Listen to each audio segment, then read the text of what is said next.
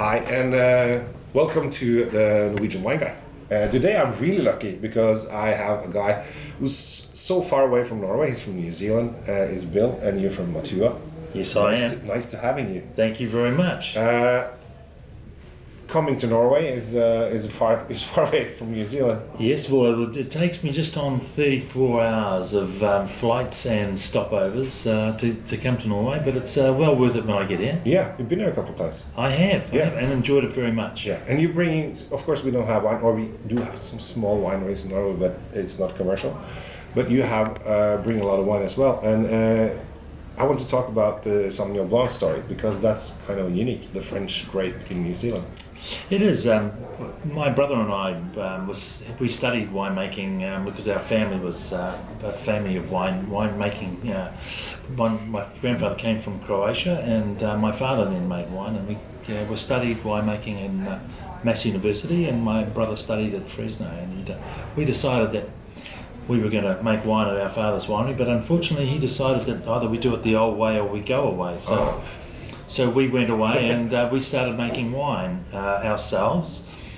We looked at all these new varieties that were played with at university, and one of them happened to be Sauvignon Blanc.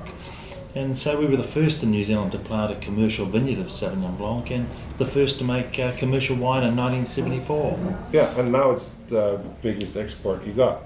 It is. It's about 75% of all the wine that goes out of New Zealand is Sauvignon Blanc, and it's $1.8 million worth, or $1 billion worth of wine that is sent around the world. But what's typical? Let's drink some wine. Sure. I think when all this wine talk make me thirsty. But what's different between the Sauvignon Blanc from New Zealand and other countries?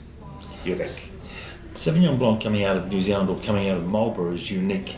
I think it's the terroir and as well as the climate that we have in Marlborough. We get those nice green grassy refreshing characters that are coming through, and together with the grapefruit character. Now the wines just seem to give these characters openly. We don't have to really strive to get them. And that's what the people around the world seem to like. It's refreshing. It's a nice style. Yeah, I think that it's like the grapefruit. The grapefruitness is, I feel like, is typical New Zealand.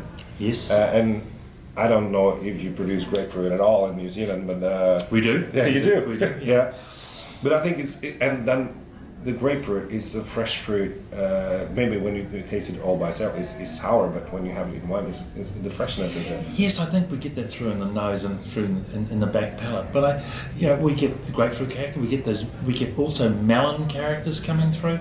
I just think that when you taste a wine, if you can relate it back to a fruit or a smell of something, I think that's great. And that's the way we should look at different flavors of things. Passion fruit. Pineapple come to mind. Yeah. It's those sort of flavours are definitely around in these styles of wine. Why do you think all the world like this Sauvignon Blanc? Because I say it's different than the rest that is around, and I think that it is refreshing, and hence that's why they like it. It's something new, and at present we're on a really good ride. People are liking it. The growth is phenomenal. Just hopefully we don't run out of land in Marlborough to grow Sauvignon Blanc. Yeah. How much do you produce a year of the Sauvignon Blanc? A Sauvignon Blanc for the Matuas brand, we produce around about 800,000 cases of Sauvignon Blanc. Yeah. How much go to New Zealand? How much is consumed in New Zealand? I would say about 50,000 cases. Yeah. So you think that the Sauvignon Blanc is more popular outside of New Zealand, or is it become a New Zealand favorite drink or something? No, it's consumed in New Zealand, but New Zealand has only 5 million people, so it's not a huge market. Yeah. So it's the biggest markets for us is the USA and also Australia.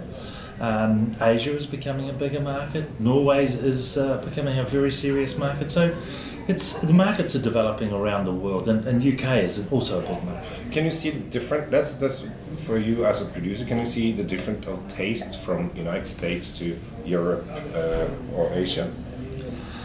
We at Matuas produce the same Sauvignon Blanc style for all markets. We don't make to market. No.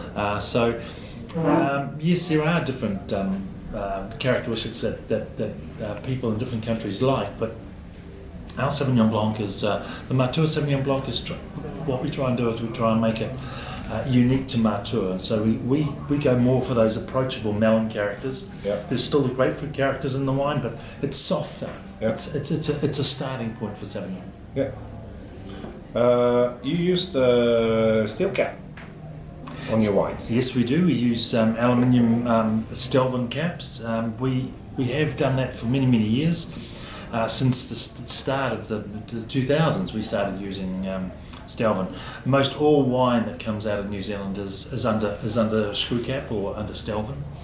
It's a great way of doing it. We find that, well, myself as a winemaker, we just prefer to use something that we know is going to be giving you the product that we sent from our winery in exactly the same state as we wanted you to get it. Yeah. Rather than having the worry of having wines that may have cork taint. We have had that before many years ago because the cork that we got out of Europe wasn't of good quality as we wanted. So going to Stelvin is far better. Yeah, if you didn't go for the plastic corks. No, we find that Stelvin is the easiest style. Yeah, and all of our wines, our most expensive wines go in Stelvin, and our lower priced wines go in Stelvin as well. So is it good for if you want to have a wine laying for a couple of years? Still Yes, works? not a problem at all. You can have wines are aging under Stelvin, not a problem at all. It's just that you must, and I recommend you must decanter them before you have them, before you drink them. Just give them a little bit of oxygen because they don't get any oxygen. As with cork, some oxygen passes down through the cork. Yeah. Nice talking to you as always. Thank you very much. Norway. Thank you. Cheers. Cheers.